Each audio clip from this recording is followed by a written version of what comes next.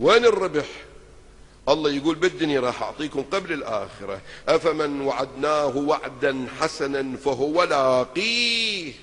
بالدنيا بعد بالآخرة عظيم عظيم عظيم لا يقاس. هالليالي ما صار لي مجال أذكر صلاة هالليلة 8 ركعات، كل ركعتين بتشهد وسلام مثل صلاة الصبح، كل ركعة بعد الحامد مرة قل هو الله أحد. يعني 8 ركعات على الكثير تأخذ من عندكم 5 دقائق وقت. 8 ركعات، ركعتين ركعتين ركعتين ركعتين زين. قال رسول الله: من صلى هذه الصلاة يوم القيامة الله يقول له هاي أبواب الجنة كلها مفتحة عليك، ادخل من أيها شئت. هاي الجنة قدامك. اللهم صل على محمد وآل محمد. هاي مو أبواب الجنة مفتحة أمامكم.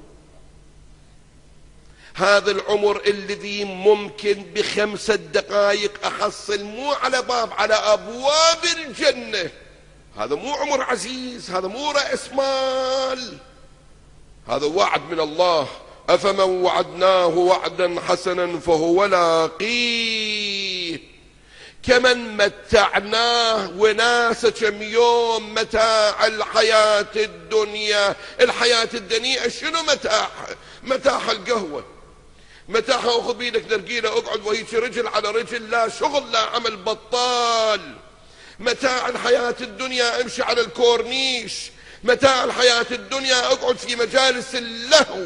متاع الحياة الدنيا الشيطان يجيك اول الصبح يقول لك النوم اللذيذ لا تترك لا تصلي. هاي متاع الحياة الدنيا. متاع الحياة الآخرة شنو؟ متاع الحياة الآخرة الآن الزاد إلى الآخرة. الإمام علي عليه السلام عنده كلمة ذهبية.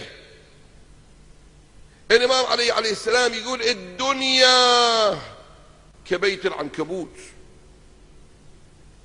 هذه الدنيا تغر الإنسان. واحد يتصور عنده قصر، ما أدري شايفين بيوت العنكبوت لو لا؟ بيوت العنكبوت حلوة مشبكة، خطوط. العنكبوت يتعب أو تتعب العنكبوت إلى ما تسوي البيوت، ولكن بإشارة واحدة كلها تروح.